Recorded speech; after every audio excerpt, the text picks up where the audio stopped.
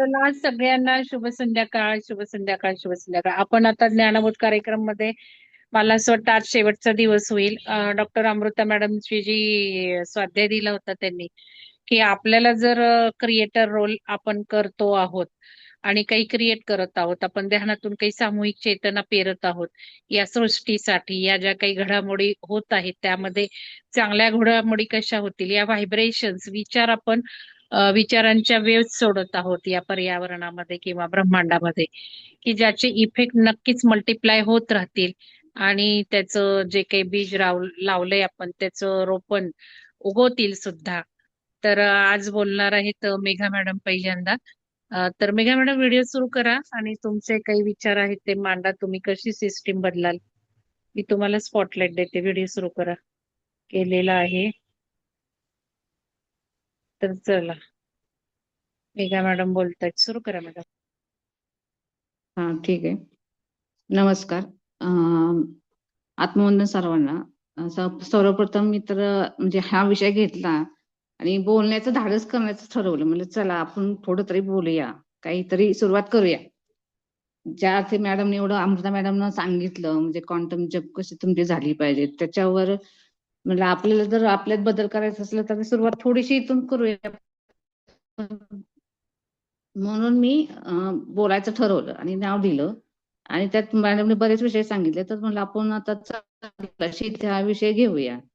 तर सर्वप्रथम अमृता मॅडमचे खूप धन्यवाद. त्यांनी खूप छान पद्धतीनं चेतना ते ब्रह्मांडापर्यंतचा प्रवास सांगितला आणि त्यातून बरंच काही शिकायला मिळालं. आणि आपली चेतना वाढली तर आपल्यात आणखीन बदल घडू शकतात आणि हायर चेतनेत राहण्यास राहिलं तर आणखीन आपल्या आयुष्यात बदल कसे घडवू शकतात हे त्यांनी अगदी छान पद्धतीने समजून सांगितलं. त्याबद्दल त्यांचे खूप खूप धन्यवाद.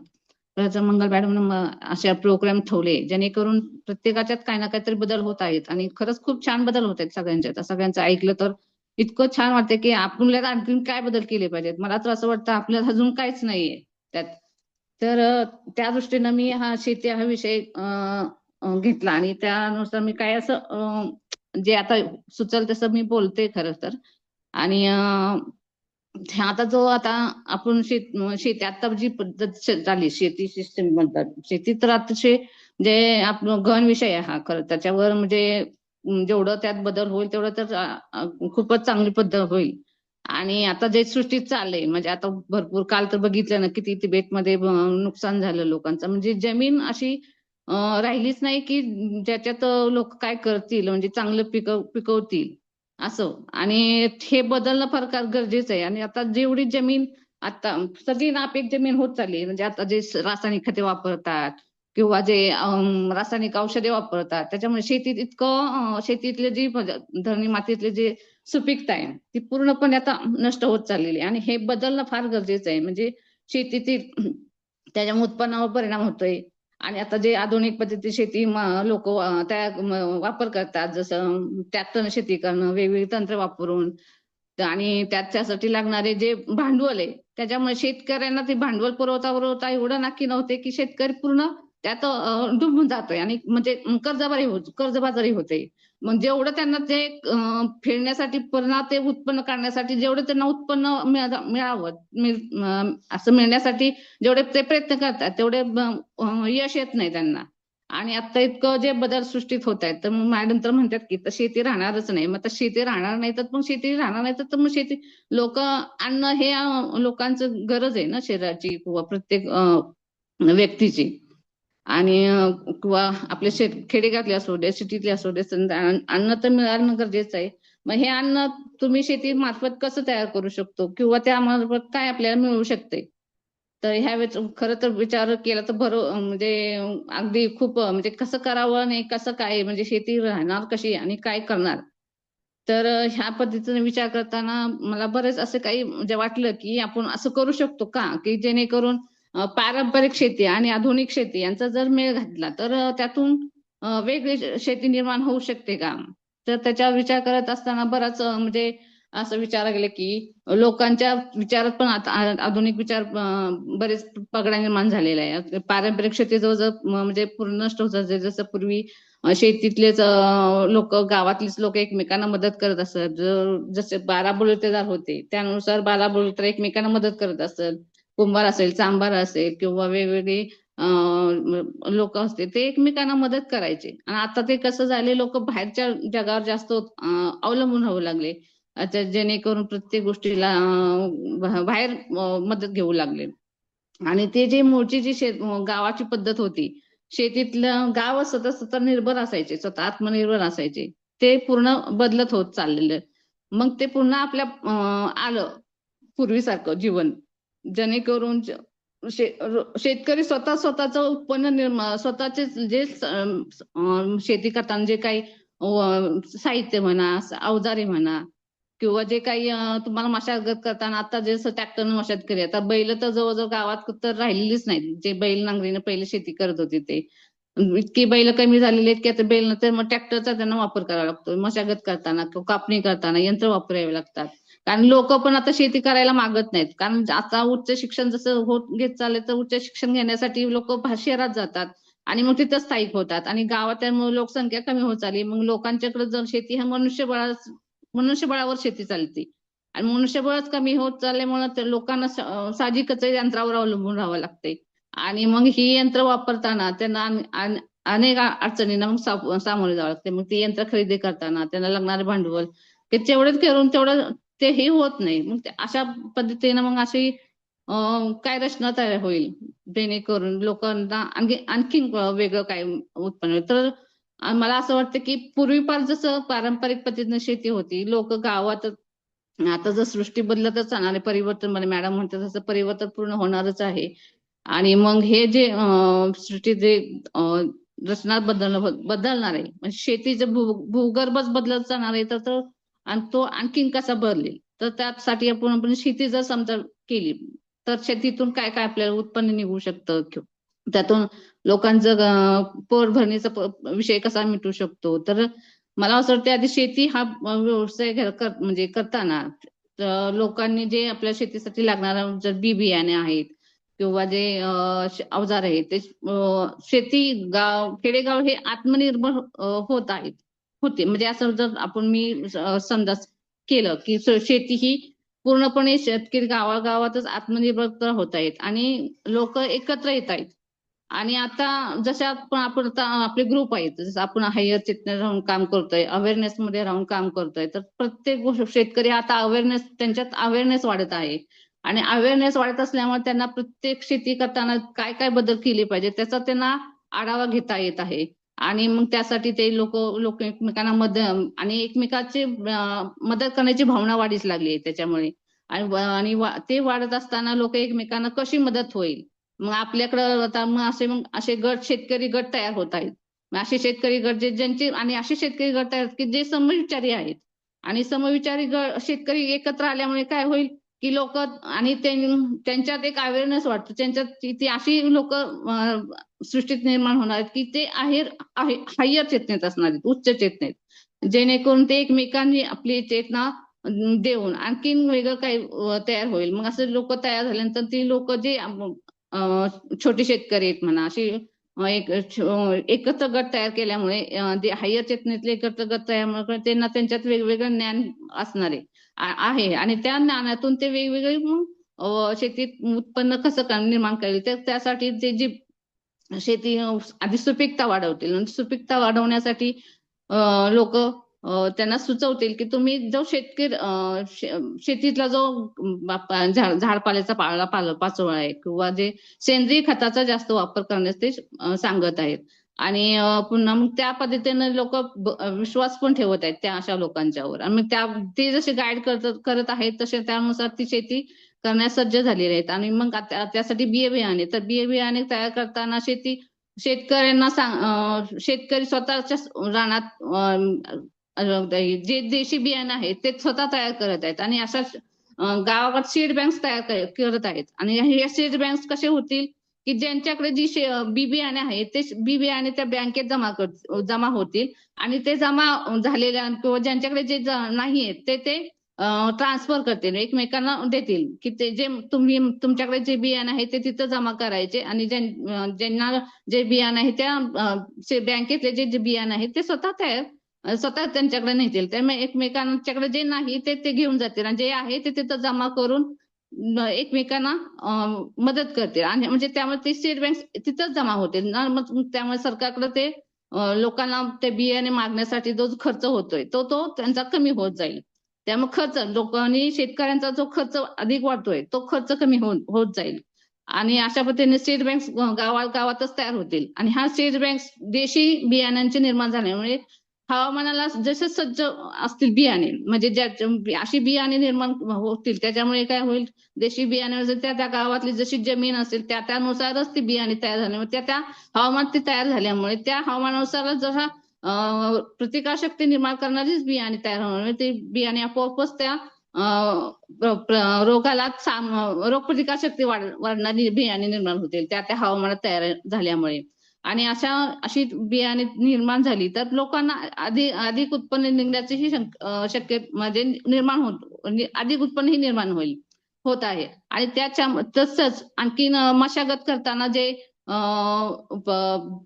आता ट्रॅक्टरची नांगरणीने मशागत होते किंवा आता ते जे वेगवेगळी यंत्र निघालेत नांगरणीची त्यामुळे तयार होते. पण लोक आता गावागावातच अशी नांगरणीची यंत्र तयार करतील लाकडापासून म्हणा किंवा आणखी वेगवेगळे काही त्यांना साहित्य मिळत आहे त्यानुसार त्यांना ते तयार करतील. आणि अशी लाकडं स्वतः नांगरणीची अवजारे तयार करतील. अशी बलुतेदार आहेत जे घेऊन त्यांना ते प्रशिक्षण देतील.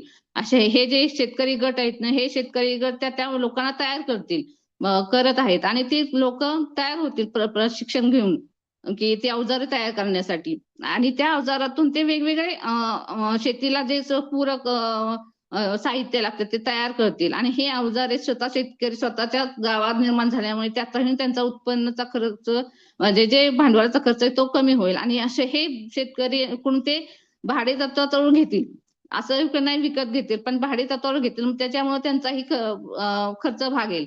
आणि हे भाडे तत्वावर घेतल्यामुळे शेतकऱ्यांनाही त्यातून जो गुंतवणुकीचा पैसा घालवेल तो कमी होईल. अशा पद्धतीने शेतकरी देवाणघेवाणीची साधनं तयार होतील. आणि पुन्हा जे खते तयार करण्यासाठी लोक समजा सेंद्रिय खते तयार करायचे तर प्रत्येकाच्या घरी आता इथून पुढे एक गाय 2 बैल हे प्रत्येकाच्या घरात असतील आहेत. आणि त्यामुळे शेतीचा जे खताचा प्रश्न असतो तो निर्माण होण्यास हे होईल. म्हणजे त्यामुळे रासायनिक खतावर जास्त निर्माण राहावं लागणार नाही. आणि हे रासायनिक खतांचा माझ्या सूचनानुसार ते रासायनिक खतं पूर्णपणे वापरली गेलीच नाहीत पाहिजे त्या नवीन सृष्टीत. आणि ह्या नवीन सृष्टीत जर रासायनिक खतं नसते तर आपोआपच जमीन सुपीक होईल.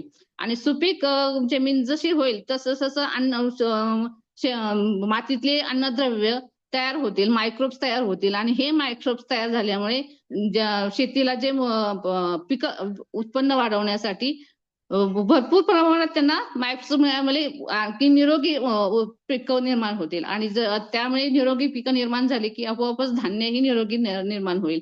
आणि हे धान्य मग सकस धान्य निर्माण झाल्यामुळे लोक आणि हे धान्य लोकांनी मिळाल्यामुळे भरपूर आजारही कमी होतील.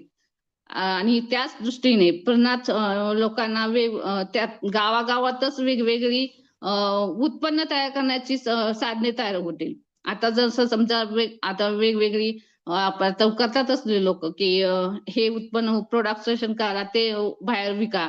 तसं गावागावात तेल आता समजा तेलाच्या वेगवेगळ्या यंत्र तयार होतील. आणि तेल काढण्यासाठी सुद्धा लोक गावागावातच तेल काढतील. आणि गावागावातच एकमेकांना ते उत्पन्न देतात. पुन्हा जे उत्पन्न काढतील त्या उत्पन्नातून वेगवेगळे प्रोडक्शन निर्माण करत आहेत. आणि हे प्रोडक्शन ते स्वतः बाहेर मग अशा तालुक्याच्या ठिकाणी जाऊन बाजारात स्वतः विकतील. जे आपण आता लोक बाजार समितीद्वारे विकली जातात की बाजार समितीद्वारे ते घेतलं जातं त्यामुळे त्यांना त्याच्यावर कर बसतो. आणि तो कर त्यांना वाचवणं गरजेचं असतं. त्या करातूनही त्यांना भरपूर ही होतं. तर ते वाचवण्यासाठी स्वतः शेतकरी त्या मंडईत उभा राहील आणि तो स्वतःच उत्पन्न स्वतः तिथं जाऊन विकेल त्यासाठी. आणि त्याच्यामुळे साहजिकच शेतीची गुणवत्ता वाढीस लागेल. आणि गुणवत्ता वाढीस लागली की त्या आपोआपच त्यांना जास्त चांगली किंमत मिळेल आणि किंमत मिळाली की आपोआपच शेतकरी सधन आणि समृद्ध होईल असं मला वाटतं. मॅडम काय माझं चुकत असेल तर सांगा किंवा आणखीन काय त्यात सुधारणा करू शकतो याबद्दल काय तुम्ही सांगू शकता. माझं काय जेवढं मला सुचल तेवढं मी सांगितलेलं आहे. छान मेघा मॅडम, तुम्ही खूप सुंदर प्रयत्न केलेला आहे आणि तुम्ही जे मनाला हा ठरवलं हा की चला कुठेतरी बोलायची सुरुवात करूयात, हे तर खूप सुंदर झालं आणि छान हा बोललात स्पष्टपणे. चांगले विचार मांडले तुमचे. तुम्ही एक शेतकरी असल्यामुळे एवढं बारकाईने विचार करू शकला. पण आता हे हा सगळं जर बरोबर असलं तरी आपल्याला लगेचच्या भविष्य काळातला आपण विचार करत नाहीये. म्हणजे बारीक सारीक हा गोष्टीवर आपण काही पेरत नाही. आपण आपल्याला खूप मोठ्या लेव्हलवर पेरणी जी करायची आहे, की जसं एक हम्म. क्रिएटिव्ह विचार मांडायचे आहेत आपल्याला, की हा आपल्याला जे हा शक्य वाटणारच नाहीत या 100 वर्षात तरी होतील असे. तर अच्छा अच्छा. तुम्ही पहिली स्टेप तर चांगली केलेली आहे. आता हे हम्म हळूहळू विचार त्या लेव्हलनी तुम्ही करायला लागा, हम्म की हम्म. आपल्याला शक्य वाटत नाही. उदाहरणार्थ, आज बी लावली तर उद्या धान्य येईल. हा का हा नाही शक्य? होऊ शकेल ना. अच्छा. पुन्हा हो ते शेतात काय. ऊर्जा त्यांना ट्रान्सफर तेवढी करावी लागेल तशी हा, त्या बी. होणार ना, हे सगळं हा होणारच आहे. तुम्ही जर हम्म. बघितलं पूर्वीच्या पेक्षा आता, हा पूर्वी तर कस होता त्या सगळ्या धान्यात, आता तर कस पण नाहीये. हा तर हा तर कसं. आपल्याला खरोखर शेतीची गरज राहणार आहे का, हा सुद्धा विचार करायला काय हरकत आहे का? अरे की हो हो. शेतीतनं आपण अन्न मिळवतो, त्याऐवजी काय हम्म करू शकतो, दुसरं हम्म. काय करू शकतो, हा असाही हा विचार करायला हरकत नाही ना. की शेतीतनं काही अन्नच आपल्याला पाहिजे ना, असं काही नाही. अन्नाची कदाचित गरजही राहणार नाही. हा. सूर्यापासून आपण अन्न घेऊ. मग हो शेती होईल. सारखं काय करता येईल त्या मातीच्या संपर्कात? माती एवढी सगळी आपल्याला खनिज देत आहे हा हा हा. आणि आपल्याला घडवत आहे. खरं ऍक्च्युली जेव्हा जेव्हा मातीच्या संपर्कात येतो, सगळे टॉक्झिन्स हम्म. माती खेचून घेते. घेते बरोबर. तर असं काही वेगळे विचार तुम्ही जरा कल्पना करायला सुरुवात करा. हा सुरुवात तर हा खूप छान झाली, पण हळूहळू या लेवल पर्यंत विचार तुमचे नक्कीच होतील. हम्म. कोणाला काही मांडायचंय का शेतीबद्दल? नवीन कल्पना काही मेघा मॅडम बोलल्या त्याच्यामध्ये काही ऍड करायचंय का? अमृता मॅडम आहेत, तुम्ही बोला. अमृता मॅडम तुम्ही बोला. तेच तुम्ही आत्ता जे सांगितलं त्याप्रमाणेच, की अजून ॲडव्हान्स थोडंसं वरच्या स्तरावर जाऊन काय विचार करता येईल, की तुम्ही अच्छा. आता हे सगळं सांगितलं जसं की म्हणजे मी ऐकलं होतं त्याप्रमाणे पाणी फाउंडेशन जे सुरू केलं आता, हा हा हा ते हा. सगळ्या गावागावात देत आहेत ही सगळी माहिती किंवा हे, तर तेही एक हम्म. पुढचं पाऊल घेतात. पण त्याच्याही पुढे जाऊन आपण आणखीन काय करू शकतोय ऊर्जा लेवलला, जसं मॅडमने आता सांगितलं, हम्म. की शेतीची गरज आहे का, शेतीमधनं धान्यच घ्यायला पाहिजेत का, ऊर्जा पण मिळवू शकतो ना, जसं की ग्राउंडिंग केल्यावर हम्म. आपल्याला जमिनीकडनं गोष्टी मिळतात, तसं आणखीन हम्म. काय काय अशा कल्पना किंवा क्रिएटिव्हिटी आपण लावून जमिनीतनं काय काय आपण घेऊ शकतो आणि घेऊ देऊही शकतो. शकतो, ह्या दोन्ही गोष्टी. म्हणजे हा म्हणजे आपली अन्न ऊर्जा दिल्याशिवाय जमिनीतून तर आपल्या मिळणार नाही. हा. ऊर्जेमार्फतच घेऊ शकतो किंवा खनिजे म्हणा किंवा जे आपल्या शरीराला जे आवश्यक असणारे द्रव्य आहेत ते हम्म. जमिनीतून खेचून घेऊ शकतो असं काही ऊर्जा निर्माण झाली पाहिजे असं तर म्हणायचंय थोडं तुम्हाला. हा क्रिएटिव्ह काहीतरी असं विचार करता आला तर, जसं मॅडम म्हणल्या की हम्म. बियाच लावायला कशाला पाहिजेत, न बिया अच्छा. लावता आपण जस्ट आपल्या ऊर्जेतनं किंवा कल्पनेतनं काही निर्माण करू शकतो का त्या जमिनी किंवा हा हा. शेतीमधनं. मग शेती ही धान्यांची बियाणांचीच असायला पाहिजे की आणखी कुठली कुठली शेती करू शकतो आपण? सकारात्मक विचारांची हम्म. शेती करू शकतो. हायर ऊर्जा किंवा क्रिस्टल बॉडी तयार करण्यासाठी, जसं आपलं शरीर टिकून राहण्यासाठी आपल्याला जेवणाची गरज आहे, तसं आता हा. हे 3D मधनं पुढे जायचं असेल आपल्याला तर क्रिस्टलाइन बॉडीची गरज आहे. मग क्रिस्टलाइन बॉडी म्हणजे ऊर्जेच्या रूपात, तरंगाच्या रूपात, ज्या उद्देशानं हम्म. आता आपण सगळं डिस्कशन करतोय. तर हम्म. ऊर्जेच्या रूपात आपण आणखीन कशा पद्धतीची शेती करू शकतोय ऊर्जेच्या रूपातनं, जेणेकरून आपली हम्म. बॉडी अन्नाच्या ऐवजी ती ऊर्जा ग्रहण करून क्रिस्टलाइन बॉडीमध्ये कन्वर्ट होईल. अशा हम्म. दृष्टिकोनातनं काही तुम्हाला आणखीन छान सांगितलं तुम्ही, तुमचा प्रयत्न खूप सुंदर आहे. तर आणखीन काही हम्म. विचार करता येईल का, आणि तसा विचार करून काही सुचलं लगेचच 2-4 दिवसात, तर आपला हा ग्रुप चालूच असतो, तर तिथं पण टाकू शकतो आपण. हम्म. तर तुम्हाला जसं सुचेल तसं. ओके. तर खूप छान सांगितलं, हो हो धन्यवाद चालेल तुमचे. चालेल. म्हणजे आपल्या सौर ऊर्जेत म्हणजे जसं आपली सौर ऊर्जा तयार होती तसं तसंच आपल्या शरीराला पण ती ऊर्जा मिळाली तर नक्कीच आपल्याला अन्नाची न गरज लागतं आपल्याला त्या ऊर्जेतून मिळू शकते. शरीराला जेवढी गरज हवी तेवढी. ठीक आहे, विचार करू शकतो आपण त्यावर. येस, चालेल. ओके. धन्यवाद. धन्यवाद. खूप खूप धन्यवाद अमृता मॅडम. खूप खूप धन्यवाद. मंगल मॅडम. नाव दुसऱ्या कोण आहेत माया मॅडम या?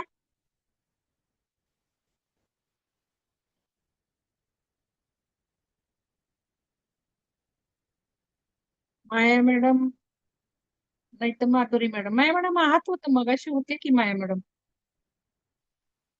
माया मॅडम अनम्यूट करा. हा व्हिडिओ ऑन केलाय त्यांनी.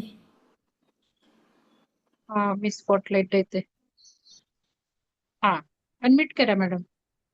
अनम्यूट करू हा झाले. अनम्यूट करून हा झाले बोला. आवाज येतोय या बोला. सर्वप्रथम सगळ्यांना शुभ संध्याकाळ. सर्वांना आत्मवंदन. ब्रह्मांडीय ऊर्जेला कोटी कोटी प्रणाम.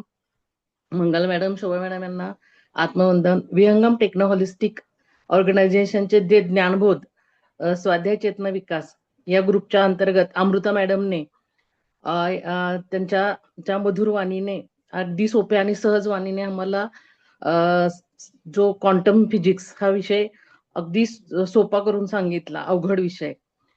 त्यांचा तो अमृतरूपी झरा आम्हाला खूप भावला. क्वांटम फिजिक्स सारखा अवघड विषय आम्हाला सोपा वाटला एकदम. आणि त्यांनी जे आम्हाला एक असेसमेंट दिलेली आहे, एक चॅलेंज दिलेलं आहे आणि मंगल मॅडमने त्याचा आम्हाला स्वाध्याय दिलाय. तो विषय असा आहे की मला संधी मिळाली तर मी नवीन सिस्टीम कशी क्रिएट करेल, निर्माण करेल. मला हे एक चॅलेंज वाटतंय. तर मला ही संधीच मिळाली आहे, तर त्यानुसार मी माझी संकल्पना मांडत आहे की माझा विषय मी घेतला आहे की ट्रॅफिक. परंतु आम्ही ज्या प्लॅनेटवर जाणार आहोत त्या प्लॅनेटवर ट्रॅफिक हा शब्दच नसणार आहे. कारण तिथे आम्ही जेव्हा जाणार, या प्लॅनेटवरून तिथे जाणार आहोत, तिथे माझा आवाज येतोय? माझा आवाज येतोय ना? हो हो हो येतोय येतोय. येतोय मॅडम बोला. ओके. तर आम्ही आता ज्या प्लॅनेटवरून ज्या नवीन प्लॅनेट ज्या सिस्टीमवर जाणार आहोत तिथे आम्ही लर्निंग करून जात आहोत. त्यामुळे आम्हाला तिथे आम्ही ज्या उच्च चेतनेतून जाणार आहोत, म्हणजे ऊर्जा, उच्च विचार, उच्च भावनेने आम्ही तिथे त्या प्लॅनेटवर आमचं एक सिस्टीम निर्माण करत आहोत. आणि त्या सिस्टीम मध्ये जे काही ट्रॅव्हलिंग असेल त्या ट्रॅव्हलिंग मध्ये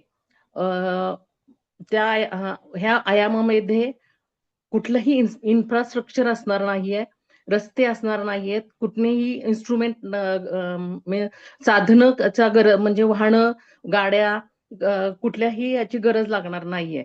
कारण त्या ह्याच्यामध्ये आम्ही इतक्या उच्च लेवलला पोहोचलेला असो की तिथे म्हणजे आम्ही ह्या लर्निंग मधून आलेलो आहोत की हा प्रवास चाललाय की मानवातून महामानवाकडे, असा प्रवास आमचा आता चालू आहे. म्हणजे चेतनेच्या हायर लेवलला आम्ही जात आहोत. म्हणजे ऊर्जेच्या चेतनेचा हायर लेवल, जसं की आपल्याला आईन्स्टाईनने सांगितलेलं आहे की energy goes where focus goes, अशा फ्रिक्वेन्सीची ट्यून करत आहोत आम्ही. ब्रह्मांडीय उच्च लेवलच्या फ्रिक्वेन्सीचे आमचं ट्युनिंग होत झाल्यामुळे आमचं लर्निंग झालेलं आहे. आणि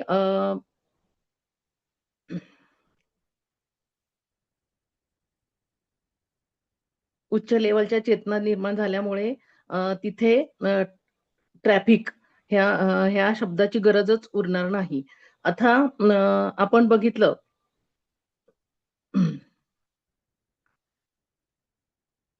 की लर्निंग मध्ये आपण काय काय बघितलं की जसं की आपल्याला मॅडमने जे जे काही सांगितलेलं आहे की आपल्याला सगळे पहिले आपण ग्रंथ वाचन केलेलं आहे. ग्रंथाच्या मार्गदर्शनाने, संतांच्या मार्गदर्शनाने, वननेस मध्ये राहून आपण सर्वांना वननेस, जसे की वननेस मध्ये सर्वांना पाहणे बघतो आपण. लव्ह लाईट पाठवणे, पृथ्वीची ग्राउंडिंग करणे, अफर्मेशन देणे, परत सूर्योपासना करणे, व्हिज्युअलायझेशन, संकल्प पेरणी, या प्रकारे आपण छान लर्निंग झालं आहे. त्यामुळे ध्यानातून आपल्या ज्ञानात भर पडलेली आहे, आपली क्रिएटिव्हिटी वाढलेली आहे. आणि आपण आपल्या क्रिएट केलेल्या सिस्टीम मधील याचा छान आपण उपयोग केलेला आहे. त्या प्लॅनेटवर रस्ते नाहीयेत, खड्डे नाहीयेत, वाहन बसेस काहीच नाहीयेत. इतकंच काय की ट्रॅफिक पोलीस नाहीये, कुठलाही कायदा नाही, कारण इथे सगळं स्वयं शासित आहे.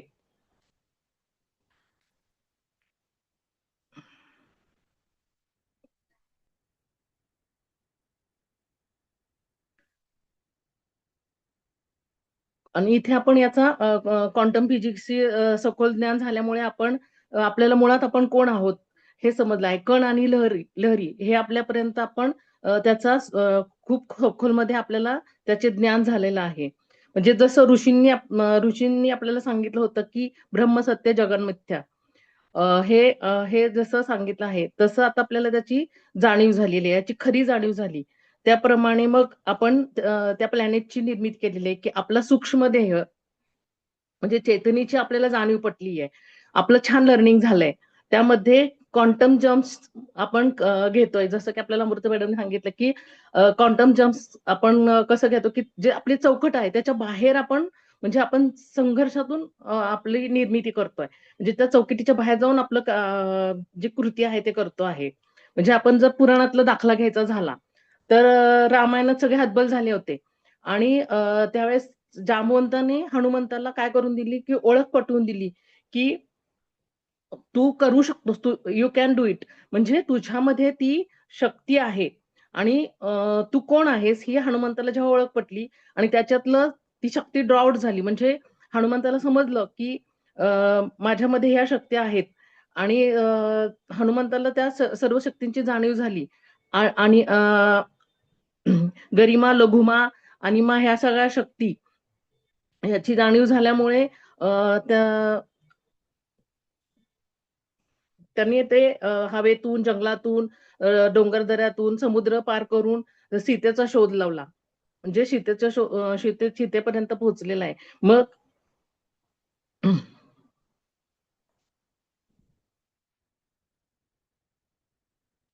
म्हणजे ही जेव्हा त्यांना शक्ती ही जशी झाली तशी आपल्याला आपण जेव्हा हे लर्निंग झालं त्यामुळे आपल्याला समजलेलं की ह्या सुप्त चेतना आपल्यातही आहेत. मग त्या शक्तींच्या जेव्हा आपल्या शक्तींचा उच्च चेतनेशी हे होतं, आपल्या शक्ती, विचार, भावनांचा अतिउच्च ऊर्जेच्या ब्रह्मांडाच्या ऊर्जेशी ट्युनिंग होते त्यावेळेस ते सहज शक्य होते.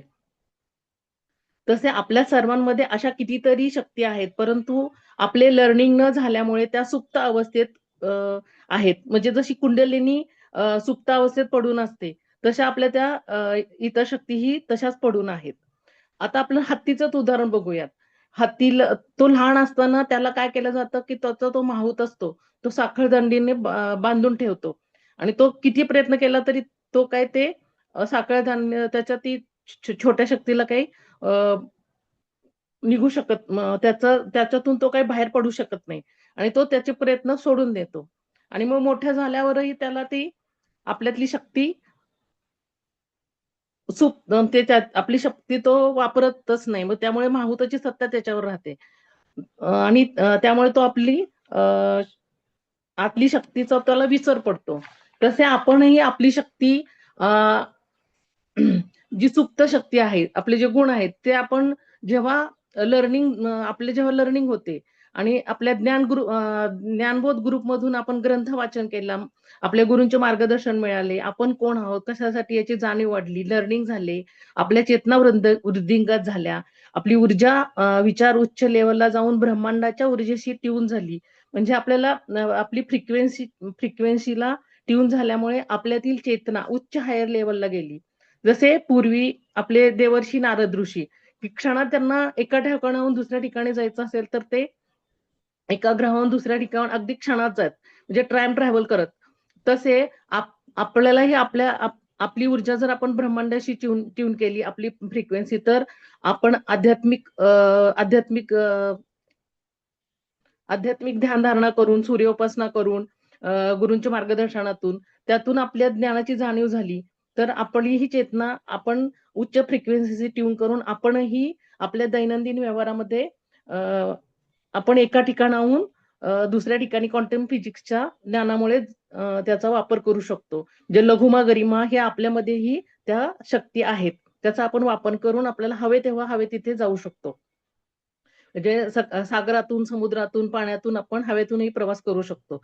त्यामुळे तिथे ट्रॅफिकचा, वाहतुकीचा, कोंडीचा शब्द म्हणजे तिथे प्रश्नच येत नाहीये. मग जर समजा जिथे ट्रॅफिक नाही तिथे इन्फ्रास्ट्रक्चरची गरजच लागणार नाही. मग रस्ते नाहीत, खड्डे नाहीत, त्यामुळे आपण बघतो खड्ड्यांमुळे सगळ्यांना मणक्यांचा केवढा त्रास होतोय. तर मणक्यांचा त्रासाचा प्रश्नच येणार नाहीये. आणि मग तिथे ट्रॅफिक वाहतूक कोंडी होणारच नाहीये. मग तू पुढे गेला मी मागे राहिलो म्हणून कुठेही भांडणं होणार नाहीयेत. मग आपल्या ह्याच्यात हॉर्नचा जिथे हॉर्नमुळे आपल्याला साऊंड पोल्युशन होतं, त्यामुळे मग साऊंड पोल्युशनमुळे जे होणारे विकार आहेत ते विकारच होणार नाहीयेत. मग रस्ते अपघात होणार नाहीयेत, तिथे गर्दी नाही, कोंडी नाही. म्हणजे आपल्याला सगळ्यात पहिला हे होतं की जेव्हा आपल्याला कोंडी होते तेव्हा आपल्याला असं वाटतं, अरे मी कधी पोहोचणार माझ्या नोकरीच्या ठिकाणी, किंवा मला जिथे जिथे जायचं आहे त्या ठिकाणी मी इच्छित स्थळी पोहोचण्यासाठी मला एन्झायटी होते. त्यामुळे आपला बीपी लो किंवा हाय होतो. मग तेही होणार नाहीये, कारण इथे कुठेही ट्रॅफिक नाहीये. आणि आपण इच्छितस्थळी जेव्हा आपल्याला हवं तेव्हा आपण त्या वेळेत पोहोचू शकू. तसंच आपल्याला आपल्या ब्रेनशी आपण स्वतः क्रिएटर असल्यामुळे आपण आपल्या जीपीएस असे आपला संपर्क साधल्यामुळे आपल्याला ज्या ठिकाणी कुठे जायचं त्या ठिकाणी वेळेवर योग्य ठिकाणी योग्य पत्त्यावर आपण पोहोचणार आहोत. तसेच कुठल्याही शरीरावर मनावर ताण राहणार नाहीये. 8-8 तास आपल्याला वाहतूक कोंडीत अडकण्याचा प्रश्नच येत नाही. तसेच आपल्या श्वासावर नियंत्रण राहणार आहे, कारण आपल्याला माहित असणार आहे की आपण त्या ठिकाणी इच्छित ठिकाणी त्या क्षणात आपण पोहोचू शकणार आहोत. त्यामुळे ब्लड प्रेशरचा त्रास नाहीये, म्हणजे कुठलेच रोग, कितीतरी रोगच होणार नाहीयेत. आपलं जीवन कसं राहणार आहे, हेल्दी, निरोगी, निरामय. जसे आपल्याला निरोगी, हेल्दी, निरोगी, निरामय आपलं जीवन राहणार आहे आणि सर्वजण हेल्दी राहणार आहेत. यासाठी हायर चेतनेची गरज असणार आहे. मग हे आपल्याला हे करायचं म्हटल्यानंतर आपल्याला हायर चेतना लागणार आहे. मग हायर चेतना सतत राहणार आहे का? त्याच्यासाठी आपल्याला काय करावं लागणार आहे की त्याच्या सातत्य राहण्यासाठी आपल्याला त्याच्या सातत्यासाठी आपल्याला ती फ्रिक्वेन्सीला ट्यून होण्यासाठी आपल्याला ऊर्जेची गरज राहणार आहे. मग ऊर्जा आपल्याला कुठून मिळणार आहे? तर आपल्याला म्हणजे ठिकठिकाणी आपल्याला ते आध्यात्मिक ध्यान केंद्र उभारावी लागणार, म्हणजे उभारलेले आहेत. मी ज्या सिस्टीम मध्ये आहोत त्या ठिकाणी आपण आध्यात्मिक ध्यान केंद्र, सूर्योपासना केंद्र, उच्च गुरूंचे मार्गदर्शन अशा ठिकाणी जाऊन आपण तिथे ज्यांची ऊर्जा लेवल कमी होणार ते जाणार आणि तिथून ते आपल्याला ती ऊर्जा कलेक्ट करणार. तसंच आपण जसे मोबाईलला पॉवर बँकची गरज असते, तसं आपल्याला ज्यांची ऊर्जा कमी होणार त्यांना तिथे पॉवर बँक मध्ये जाऊन ध्यान करून सूर्योपासना करून आपण ती पॉवर बँक आपली फुल करणार. अशा प्रकारे आपला प्रवास होणार आहे. आणि हे ऊर्जा आपल्याला कशी वाढणार, चेतना कशी वाढणार, तर सतत आपण ध्यान, उपासना आणि सूर्योपासना करून आपली ऊर्जा वाढणार आहे. आणि आपलं लर्निंग तर झालेलंच आहे, त्यामुळे ह्या प्लॅनेटवर कुठेही तुम्हाला ट्रॅफिक आणि ह्या शब्दकोश इथल्या प्लॅनेटवर नसणार आहे.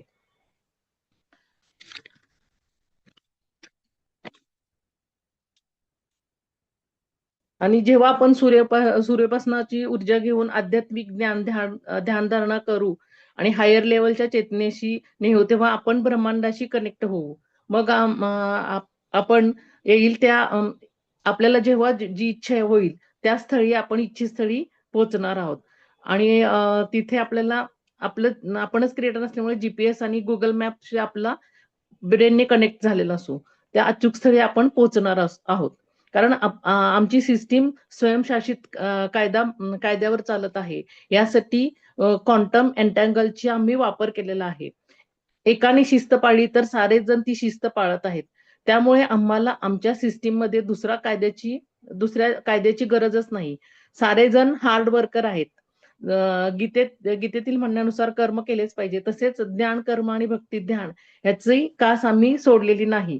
जसे भगवान श्रीकृष्ण गीतेत म्हणतात, चातुर्वर्ण्य मया सृष्ट्वा, तसे याच्यामध्ये प्रत्येक जण आपल्या आई वडिलांचाच धंदा व्यवसाय करत असल्यामुळे त्यांना त्यांच्या बाळपणीच व्यवसायाचं बाळकडू मिळत आहे. आणि ते तिथेच त्याच ठिकाणी व्यवसाय करत असल्यामुळे त्यांना व्यवसायासाठी कुठेही म्हणजे बाहेर जाण्याची गरज नाही. जसे आपल्याला मॅडमने सांगितलं की 12 बलुतेदार पद्धतीच परत येण्याची शक्यता आहे.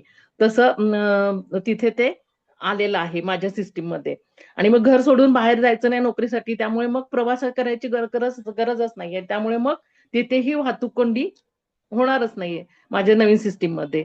आणि तसे लहान मुलांना निसर्गाकडून जीवनावश्यक शिक्षणासाठी प्रवास करण्याची गरज पडली तर ते काय करतायत की आपल्या क्षमतेनुसार आध्यात्मिक ध्यान ऊर्जा केंद्रात जाऊन ध्यान करतायत आणि आपल्या पंखात बळ भरून घेत आहेत आणि ते पुढील प्रवास करीत आहेत. त्यामुळे त्यांनाही रोजचा प्रवास करावा लागतच नाहीये. त्यामुळे वाहतूक कोंडी होतच नाहीये. No traffic. तसंच जागोजागी हॉस्पिटल ऐवजी आध्यात्मिक ध्यान केंद्रच आहेत. तिथे कोणत्याही प्रकारच्या आजाराचा, ताणतणावाचा किंवा शारीरिक व्याधी नसल्यामुळे हॉस्पिटलची गरजच भासत नाहीये. आमच्या नव्या सिस्टीम मध्ये तुमची चेतना, तुमची ऊर्जा, तुमचा कॉन्शियसनेस, विचार, भावना यांना महत्व आहे. ती वाढवून तुमच्यातील क्षमता वाढवायची आहे व तुम्ही स्वतःतील शक्तीनुसार मनात येईल तेव्हा, गरज असेल तेव्हा, काही कारण असेल अशा वेळी त्या समूह एकत्र होऊन मनाने क्रिएशन करून हव्या त्या ठिकाणी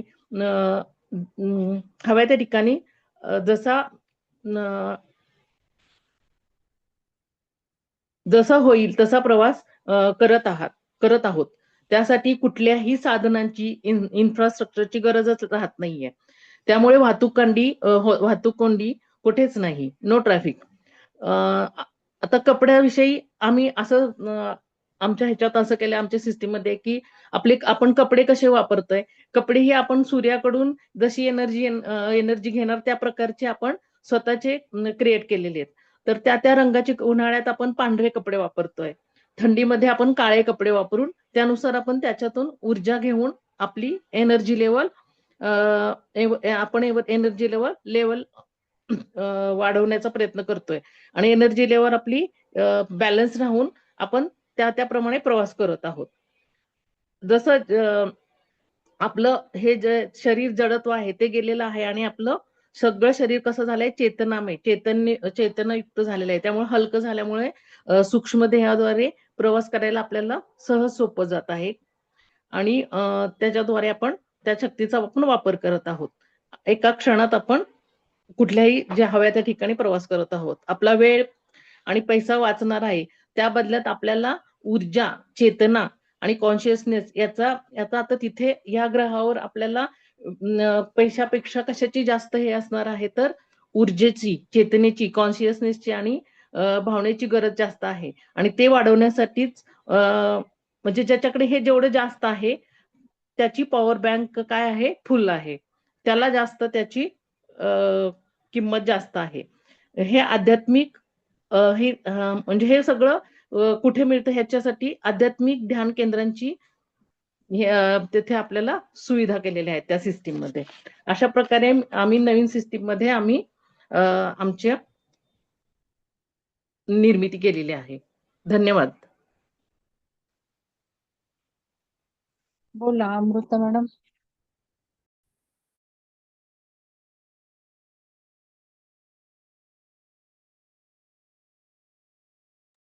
अमृता मॅडम आहात ना? खूप सुंदर माया मॅडम, अतिशय सुंदर तुम्ही सांगितलेलं आहे आणि माझ्या अपेक्षेप्रमाणे तुम्ही सांगितलं की जशी माझी अपेक्षा होती की एक हायर लेवलला काहीतरी क्रिएशन करायला पाहिजे आणि जी वाक्यरचना हवी ना सुंदर वापरली तुम्ही. माझी सिस्टीम अशी आहे, हा, आपण हे फार म्हणायला हवंय, मी असं क्रिएट केलेलं आहे, मी हे असं सगळीकडं आजूबाजूला बघत आहे, दिसत आहे, क्रिएशन झालंय. तर खूपच सुरेख झालं तुमचं. वाक्यरचना कल्पनांच्या भराऱ्या खूप सुंदर मारल्या. मी काय काय सांगितलं त्याला तुम्ही चेंजेस आणले, बाकीच्यांना ज्या काही सजेशन सांगितल्या त्या तुम्ही हा. तुमच्या ह्याच्यात चेंजेस आणले. तर हो फार मॅडम. सुंदर, फार हो सुंदर. मॅडम. अभिनंदन तुमचं आणि धन्यवाद. धन्यवाद. असाच भाग घेत चला, म्हणजे थोडस कसं होईल ना की आम्हाला सुद्धा काही काही छान ऐकायला मिळेल तुमच्या विचारातनं. माया माझे मॅडम थोडे ऍडव्होकेट हा, आहेत. हा. माया मॅडम ऍडव्होकेट आहेत आणि खूप गोष्टी त्यांच्या चालू असतात. काय काय चालू असतं जरा सांगा ग्रुपला. हा, नाही आता नांदेडला होते मी 6-7 दिवस. त्यामुळे काय केलं आमची तिकडे कॉन्फरन्स होती. कॉन्फरन्सला? हा. आणि आमच्या कुठली आताच कॉन्फरन्स ह्याला होती? कॉन्फरन्स कुठली होती? आमच्या ह्याचीच होते, लॉचे होते, सगळे आले होते. तर ते अच्छा, नांदेडचं लॉची होतं. होती आणि का? त्याच्या अगोदर ह्याला लोणावळ्याला आमच्या सीबीएसईच्या ग्रुपच्या योगाच्या इंटरनॅशनल लेवलच्या स्पर्धा होत्या. त्याचे हा. आर्टिस्टिक, रिदमिक आणि ह्याचे जजिंगसाठी आम्ही होतो 8 दिवस. तिथे हम्म. मुलांचे नंबर काढले. आता आधी इंटरनॅशनलचं इम्फाळाला आहे आमचं. बघा, इम्फाळाला चाललेत मॅडम. इंटरनॅशनल कॉन्फरन्स करतात, स्वतः भाग घेतात योगामध्ये हा आणि जज पण करतात मुलांच्या कॉम्पिटिशन्सला. आणि हा व्हिजिट, पर्सनल व्हिजिट येऊन त्या म्हणजे व्यायामातून आपल्याला जर काही प्रॉब्लेम असतील, कारण एकदा त्या पिरामिडला आलत्या त्यावेळेला श्रद्धा चाफेकर मॅडमचं काही दुखत होतं आणि वरती त्यांचं सुरू झालं आणि मी आपली खाली म्हणते बोलू नका बोलू नका. आणि मग नंतर बघते काय प्रकार, तर हे सगळ्यांचे दुखणे मॅडम दुरुस्त करत होत्या. मग म्हटलं अहो माझं पण दुखतंय की, या खाली म्हटलं. माझं कधी करणार म्हटलं, तुम्हाला माहिती आहे ना माझं काय दुखतंय. मग त्यांनी येऊन काही केलं आणि खरोखर रिलीफ मिळालं, सगळ्यांनाच तिथे रिलीफ मिळालं पिरॅमिडमध्ये. तर हा असं सुंदर मॅडम एंगेज ठेवतात स्वतःला. तर प्रोफेशन त्यांनी तसं सोडलंय म्हणता येईल. बऱ्यापैकी 80% तर सोडलंच आहे तुम्ही, नाही का? वकीलच्या ह्याच्यात काही करत नाही फारसं, पण आपल्यासारखं हे नांदेडला तेच थोडंसं अवॉइड कॉन्फरन्सच होती ना करतात. आमची. हा, ऍडव्होकेट हो. लोकांचीच होती. हा नाही तेच की हा 80% हा तुम्ही प्रोफेशन हा मध्ये हा नसल्यास हा हे दुसरं अलाइड प्रोफेशन त्यांचं मनभावे काम चाललेलं आहे. हा, आणि सेवा. मनाला जे आवडतंय रुचतंय ते त्या करतायत. तर खूप हम्म, सुंदर आहे. बॉम्बेला होते, आता आल्यात पुण्यात. तर धन्यवाद माया मॅडम. धन्यवाद मॅडम. अजून काय ह्याच्यामध्ये सिस्टीम मध्ये मला अजून खूप हवं होतं लिहायला, आणि नाही नाही, सकाळी ठीक तयारी आहे केली ना. मग. नाही हा ठीक आहे, ही आपली पहिली सुरुवात आहे. आपल्याला आता विचार करायचेत ना. मी म्हणेल हा तुम्ही ध्यान घ्या, एक हा ध्यान घ्या एक दिवस. ज्या हो वेळेला आता श्रद्धा मॅडमचं आहे ना, त्या थोड्या आजारी पण आहेत. तर त्यावेळेला तुम्ही ज्यांनी ज्यांनी या कल्पना सांगितल्यात, ज्यांना ज्यांना ध्यान घ्यायचंय, तर तुम्ही ध्यान घ्यावं असं माझी इच्छा आहे. तर त्या ध्यानाच्या वेळेला तुम्ही या कल्पना घ्या ना सगळ्या.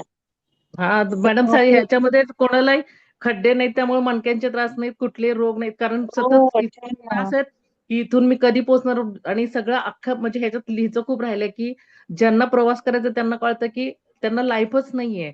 की मुलं झोपलेली असतात तेव्हा घरातून बाहेर पडतात, आणि ती जेव्हा हो, खरंच तेव्हा आहे. मुलं झोपलेलीच असतात. हेही आहे. सगळ्यांना, हे जर डॉक्टर नसेल तर लोकांना त्याच्यामुळे सुद्धा किती पर्सनल फायदा होईल. लाईफ नाहीये. डॉक्टर लोकांनाही पर्सनल लाईफ नाहीये.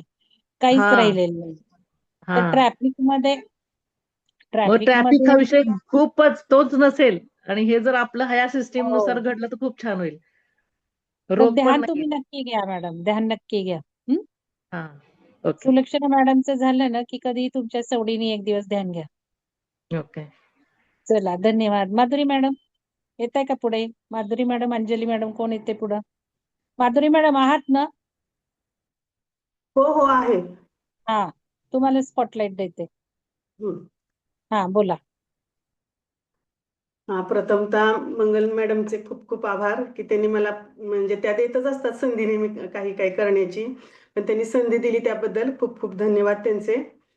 मी आज म्हणजे आपल्या जीवनावश्यक वस्तू आपल्याला किती म्हणजे 3च आहेत की अन्न, वस्त्र आणि निवारा. तर त्यातलं वस्त्र निवडलेलं आहे मी.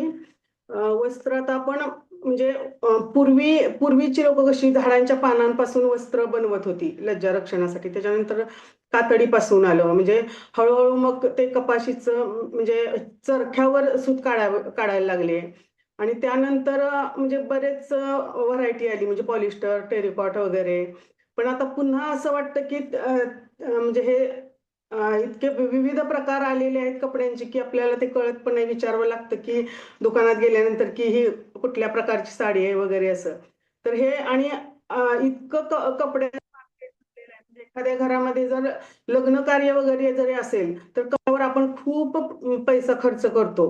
म्हणजे वधू आणि वराला ठीक आहे प्रत्येक विधीसाठी म्हणजे वेगवेगळा पोशाख घेणं, पण वराची आई, वधूची आई, त्यांचे सगळे नातेवाईक सगळ्या कार्यक्रमांना वेगवेगळे नवीन पोशाख घेतले जातात. ते पुन्हा कधी उघडलेही जात नाहीत. म्हणजे हा अवास्तव पैसा खर्च केला जातो प्रत्येक कपड्यांसाठी.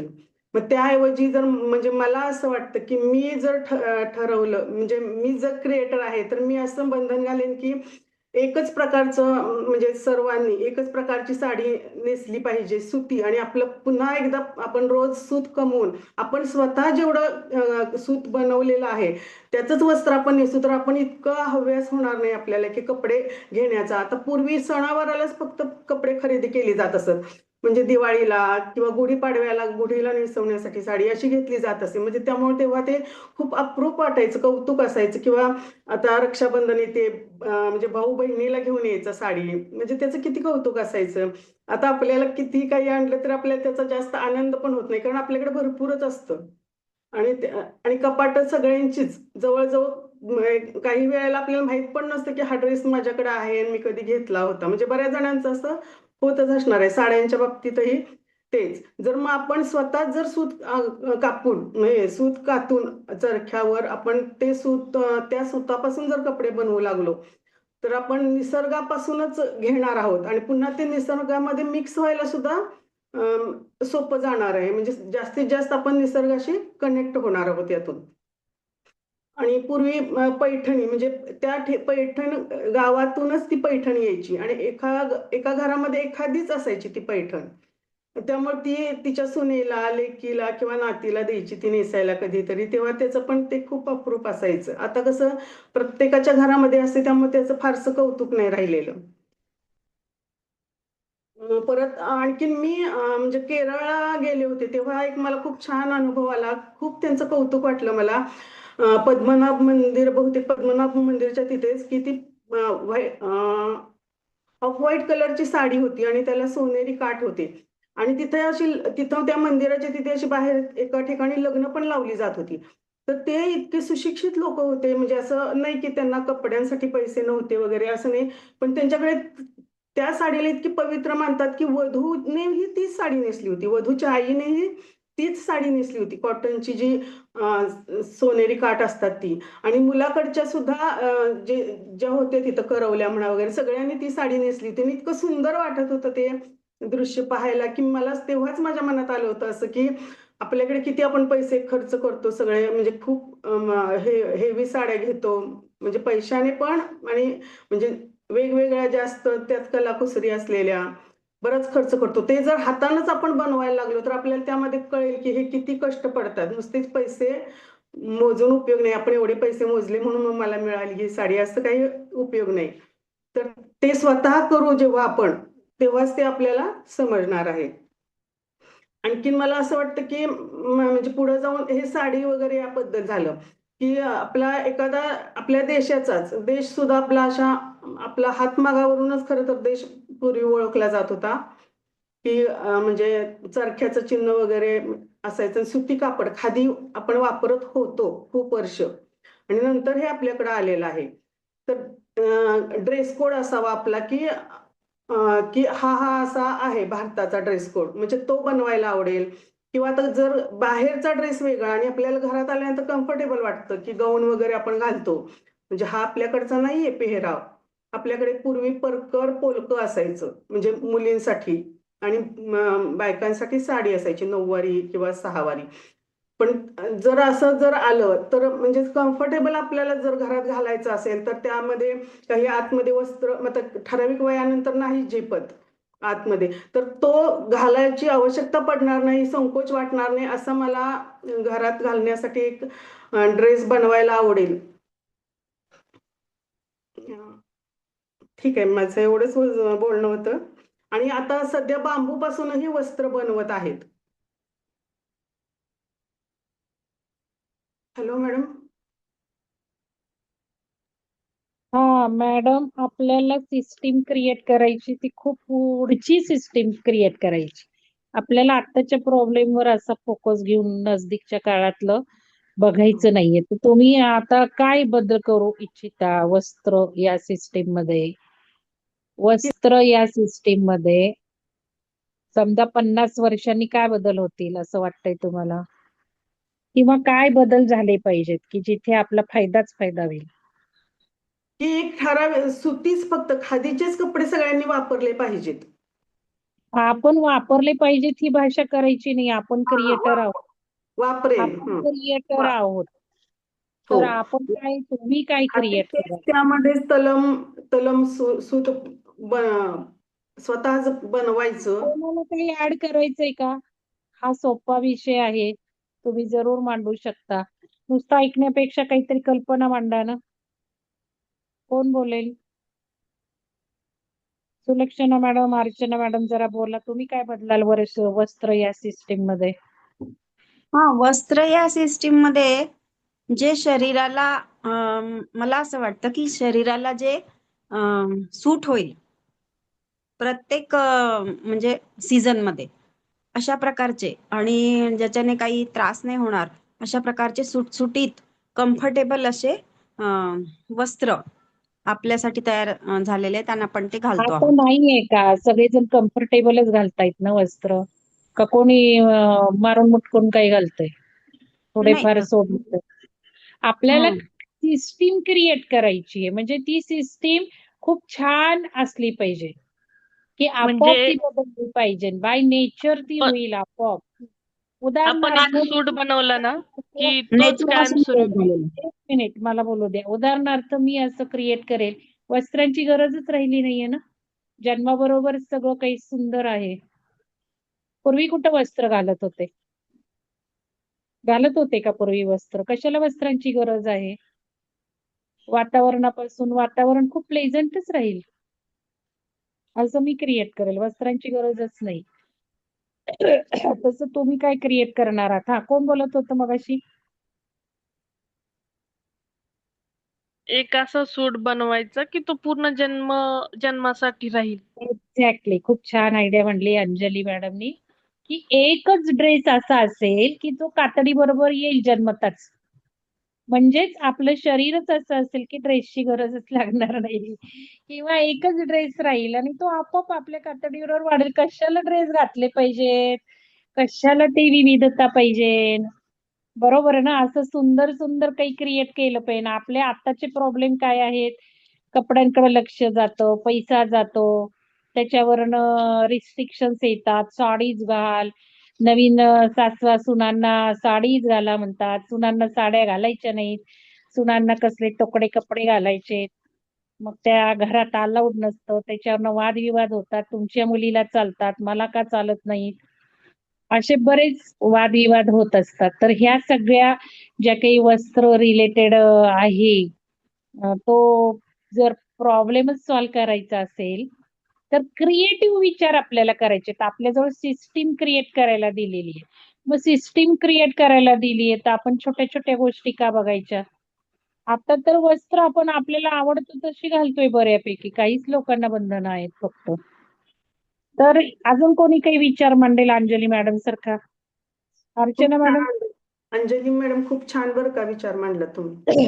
नूतन मॅडमनी लिहिले ड्रेस मधील धाग्यातून ऊर्जा ग्रहण करता येईल, योग्य तीच ऊर्जा अट्रॅक्ट केली जाईल. खूप सुंदर विचार नूतन मॅडम. बघा, तुम्ही सगळ्यांनी असे क्रिएटिव्ह विचार करायला लागा. तुम्ही फार छोट्या पातळीवरून विचार करताय, मोठ्या पातळीवर भरारी घ्यायची.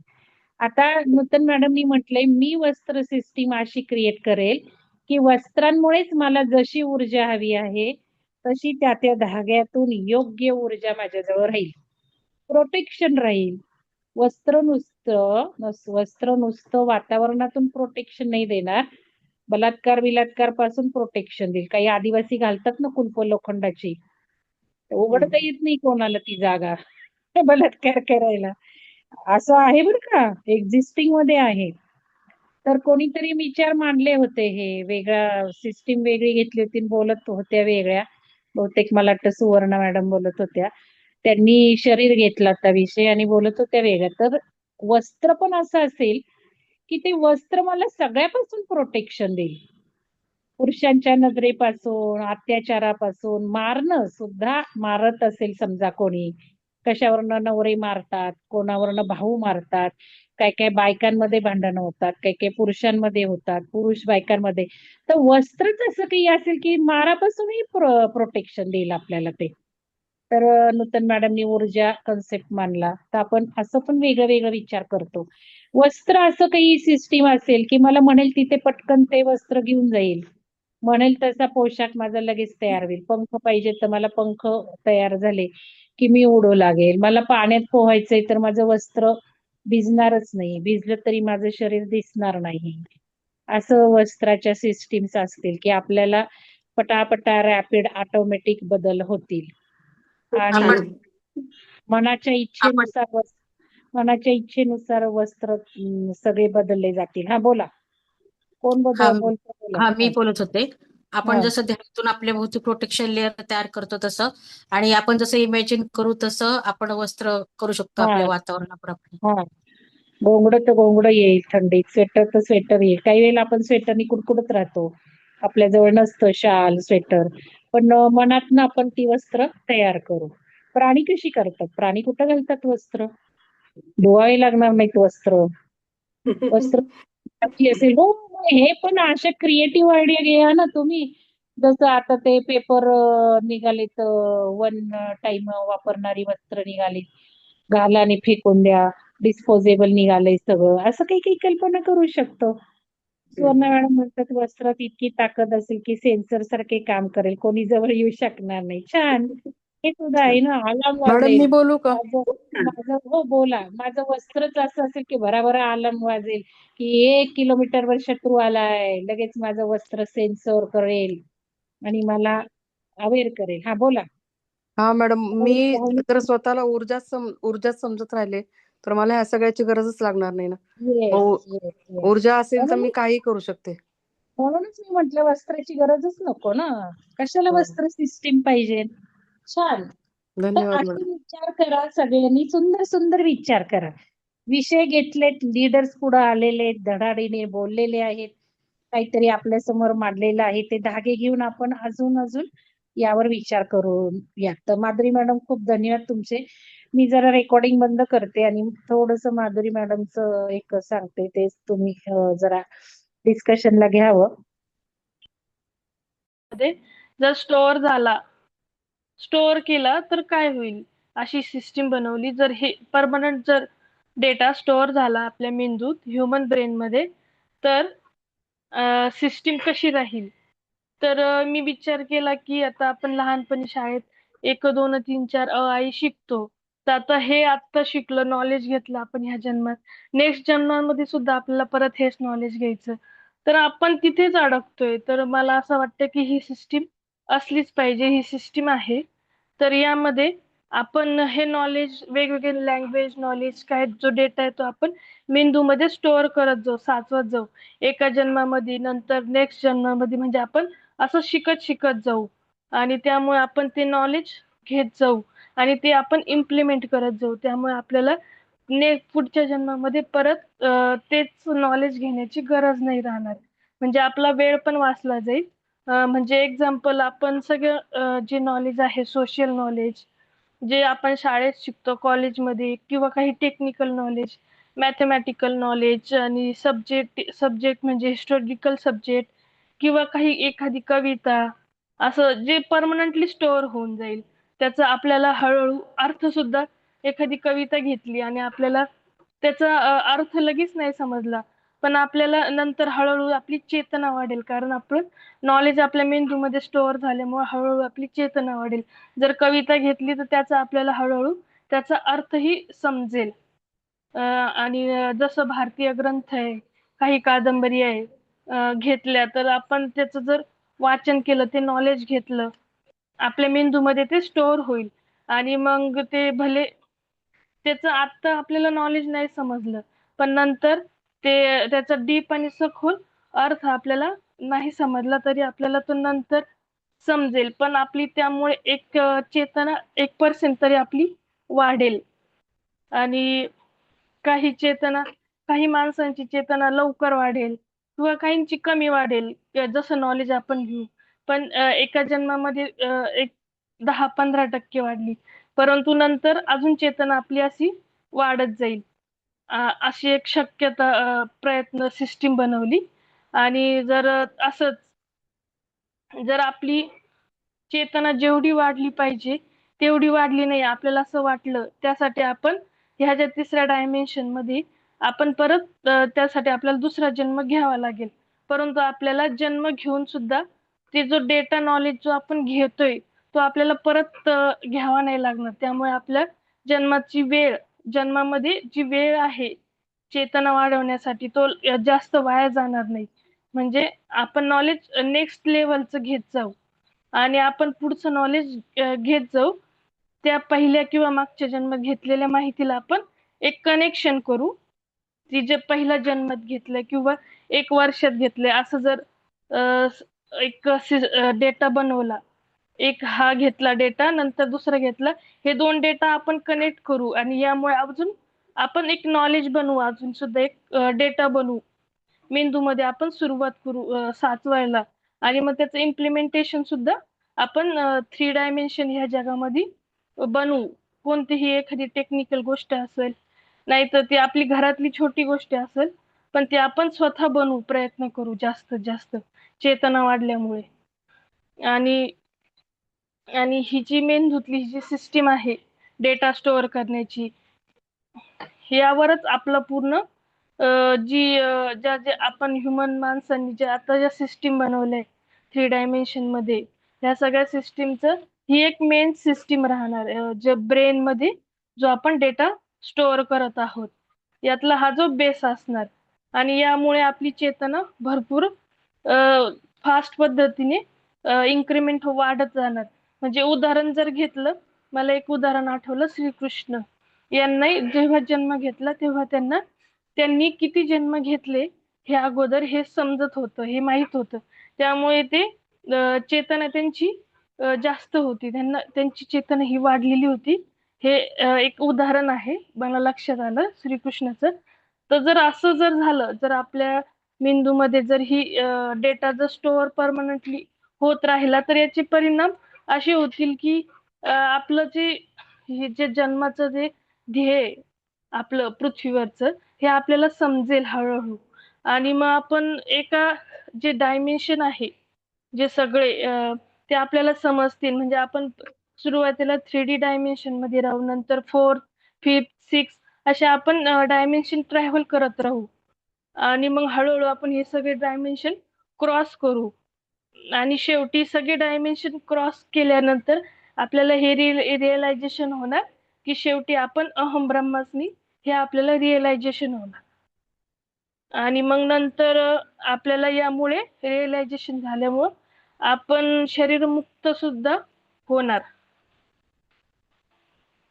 म्हणजे शरीरमुक्तच होऊन जाऊ. आणि मग त्यामुळे आपल्याला हे समजेल की सगळे डायमेन्शन जे आहे ते इथेच आहे. त्याचा हा परिणाम आपल्याला याचे इफेक्ट जाणवतील. आणि ही जी सिस्टीम आहे या सिस्टीम मुळे काही चेंजेस जे होणार आहे, जे माणसाने जे बनवलेल्या सिस्टीम आहे ह्या सगळ्या सिस्टीम कोलॅप्स होतील किंवा चेंज होणार. हळूहळू सगळे सिस्टीम हे चेंज होणार. म्हणजे आपली चेतना वाढणार, त्यामुळे योग्य आणि अयोग्य गोष्टी ह्या आपल्याला समजतील आणि योग्य आणि खऱ्या गोष्टी आपल्याला माहिती मिळेल. आणि टेलिपॅथी सुद्धा एक टेलिपॅथीने आपल्याला सगळी माहिती मिळेल. त्यामुळे आपल्याला रिॲक्ट कुठे करायचं नाही आणि कुठे काय करायचं, कुठे कसं बोलायचं हे आपल्याला समजेल. आणि पहिली जी सिस्टीम जर सपोज अन्न घेतलं तर फूड मध्ये आपण आता सध्या आपण प्रोटीन, कार्बोहायड्रेट्स किती खायचं, किती प्रमाणात खायचं हे आपण बघतोय. म्हणजे मोजूनच अन्न खाण्याचा प्रयत्न करत आहे. तर तसं हळूहळू म्हणजे याच्यात किटो डाएट प्लॅनिंग आहे, उपवासाचे प्लॅनिंग आहे, उपवास सुद्धा करतो आपण किंवा 16-8 हा रेशो सुद्धा वापरून लोक आता डाएट करतात, म्हणजे अन्न ग्रहण कमी करत आहेत. तर त्याच पद्धतीने आपण नंतर हळूहळू प्युअर ऑक्सिजन घेऊन आपण म्हणजे अन्न ग्रहण करू. म्हणजे आपल्याला जेवणाची गरज नाही पडणार. नदीतल्या वाहत्या पाण्याने सुद्धा पाणी पिऊन आपलं अन्न ग्रहण झालं असं समजू. सूर्याची ऊर्जा घेऊन आपलं अन्न ग्रहण होऊन जाईल. निसर्गामध्ये राहून शरीराला पोषण मिळत आहे असं आपल्याला समजेल हे आपली चेतना वाढल्यानंतर. आणि त्यामुळे नंतर नंतर आपल्याला शरीराचे सोडावंसं वाटेल, म्हणजे खाण्याचा मोह राहणारच नाही. म्हणजे आपल्याला नॉलेज मिळत आहे ना, स्टोअर होत आहे, आपल्याला समजत आहे की आपण किती बरोबर आहेत किती नाही, आणि पॉझिटिव्ह गोष्टी आपल्याला समजतील, निगेटिव्ह गोष्टी किती आहे. पॉझिटिव्ह विचार आला तर त्याच्यावर विचार करायचा आणि ते इम्प्लिमेंट करायचं. निगेटिव्ह गोष्टी आल्या तर त्या स्टॉप करायच्या.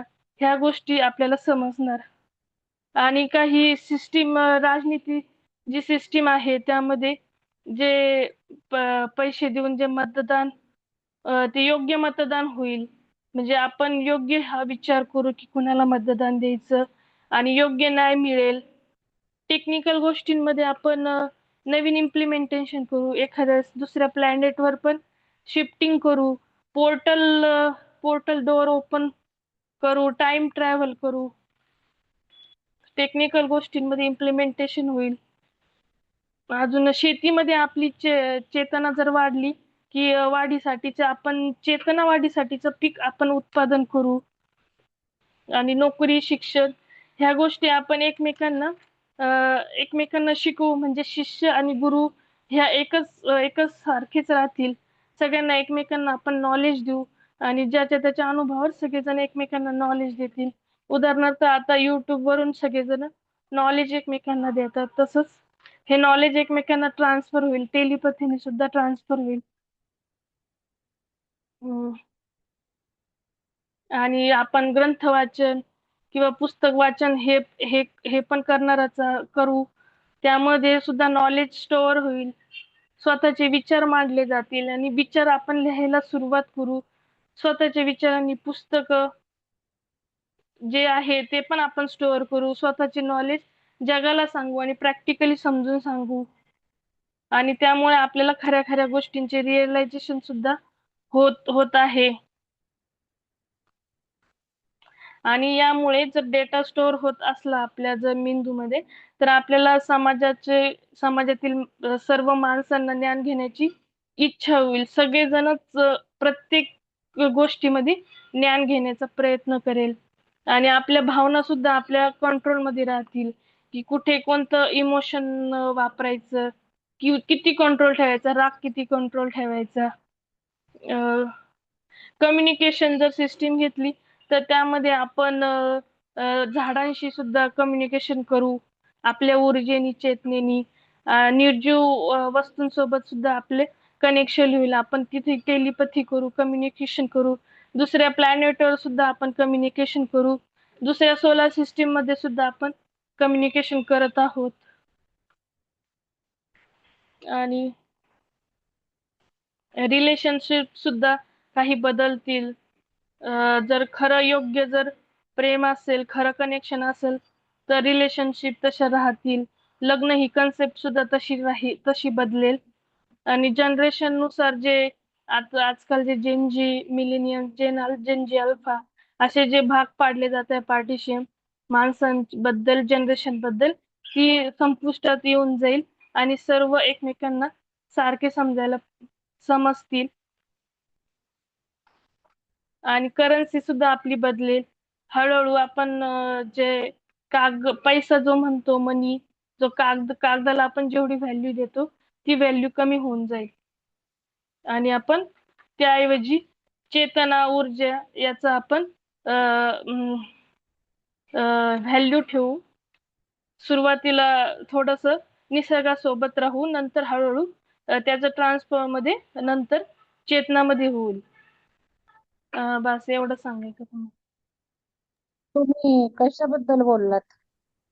जर डेटा जर आपल्या मेंदूमध्ये जर स्टोअर होत राहिला एका जन्मामधून दुसऱ्या जन्मामध्ये ब्रेन मध्ये, तर मग आपला विकास कसा होईल जर अशी सिस्टीम बनवली तर. मग त्यामध्ये तुम्ही त्या सिस्टीमवर बोलायचं. तुम्ही सगळ्याच सिस्टीमवर बोललात. जर डाटा आपला सेम राहिला तर दुःख कसं विसरू आपण? मग दुःख झालेलं आपण विसरतो, जात निघून मेमरीतून, म्हणून विसरतो.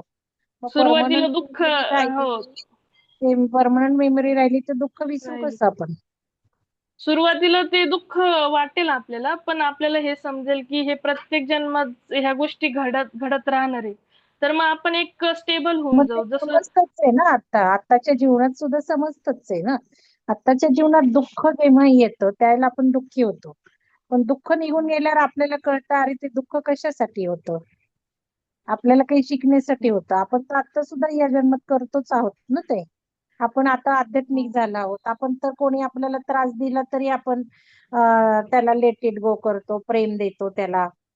मग आपण हे सगळं शिकतोच आहे या जन्मात सुद्धा. तुमचा विषय असा होता की जर परमनंट डाटा राहिला ब्रेन मध्ये तर ही सिस्टीम मी क्रिएट करत आहे. मग परमनंट डाटा जर ब्रेन मध्ये ठेवला तर काय काय क्रिएशन्स होतील. तर याच्यामध्ये विचार असा करायला पाहिजे मी जसं म्हटलं की मग दुःखाचं काय, दुःख निर्माण झालं परमनंट स्टोअर झालं. कोणी आपल्याला चूक केली आपण विसरूच शकणार नाही, लेट इट गो होणारच नाही. कारण ज्या वेळेला कोणतं दुःख असतं त्यावेळेला ताजं खूप जखमा होतात आपल्याला.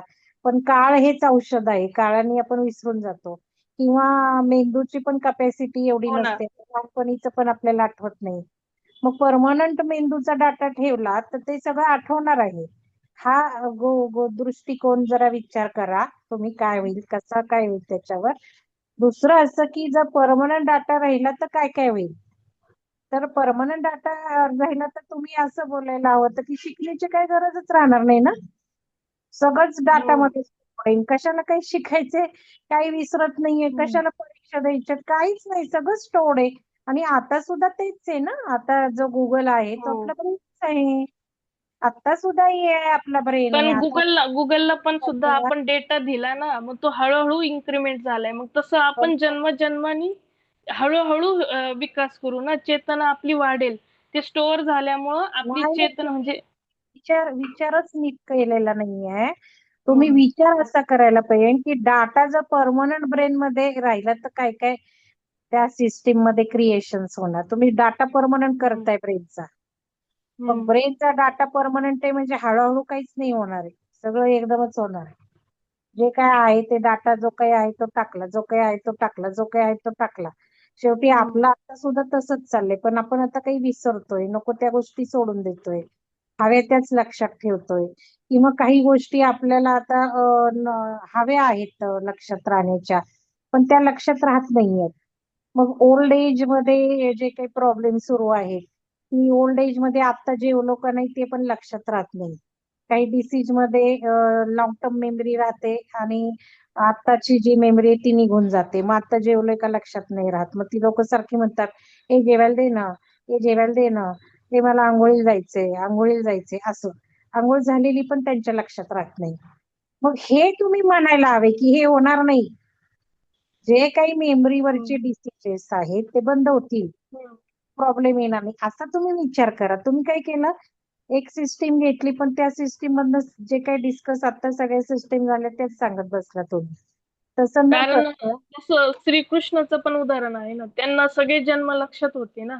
तसं जर विचार केला तर त्यांच्याकडे सुद्धा डेटा स्टोअर होता. म्हणजे त्यांना सगळं लक्षात होतं, सगळ्या जन्मामध्ये काय म्हणून झालं. काय झालं तर त्यानुसार मग त्यांची पण चेतना जशी श्रीकृष्णाची होती तशी आपली चेतना पण वाढत जाईल ना. चेतना कशाला घुसडता तुम्ही, मेमरी बोलताय ना, मेमरीवर बोला ना. हा, मेमरी जर मेमरी मग झाली, परमनंट झाली तर काय काय क्रिएशन तुम्ही करताय. परत चेतना सिस्टीमला ते अर्चना मॅडमच्या सिस्टीमला कशाला घुसता. आपल्या सिस्टीमवर आपण बोलताना, आम्ही जसं उदाहरण सांगितलं की आता रोगाच्या सिस्टीम मध्ये मी गेले असं म्हणता येईल की बाबा ज्यांना लॉंग टर्म मेमरी आठवत नाही, शॉर्ट टर्म मेमरी त्यांची राहत नाही, असे प्रॉब्लेम निघून जातील.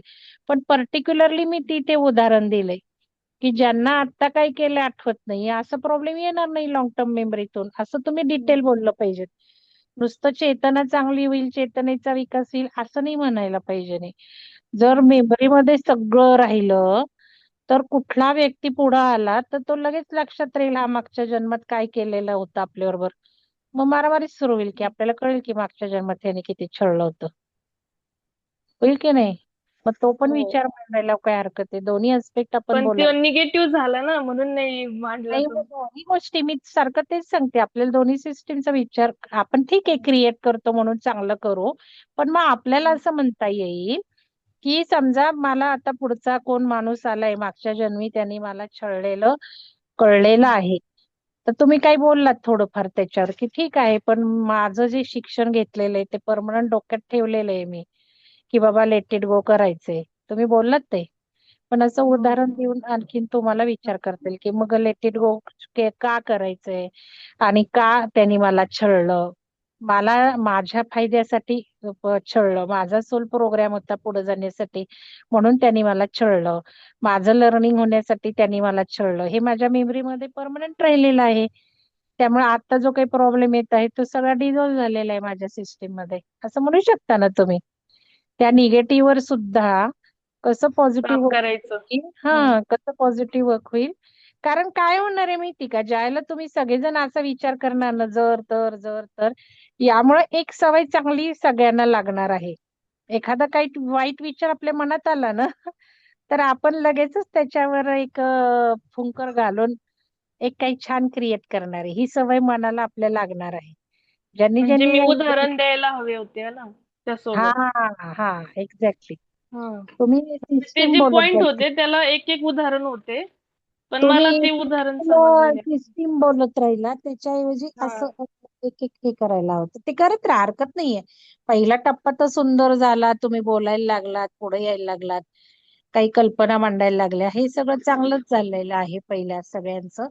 आता दुसऱ्या टप्प्यासाठी म्हणून मी सांगतेय, आणि फक्त तुम्हालाच असं नाही सांगते, आपल्या सगळ्यांनाच, म्हणजे इव्हन मी सुद्धा. तर हे सगळं विचार करत राहिले आणि आपल्याला फायदे बरेच होणार आहेत, आपल्या विचारांचे पॅटर्न बदलायला लागणार आहेत आपल्याच स्वतःचे. तर खूप धन्यवाद अंजली मॅडम तुमचे. चला, कोणाला बोलायचंय का अजून? धन्यवाद.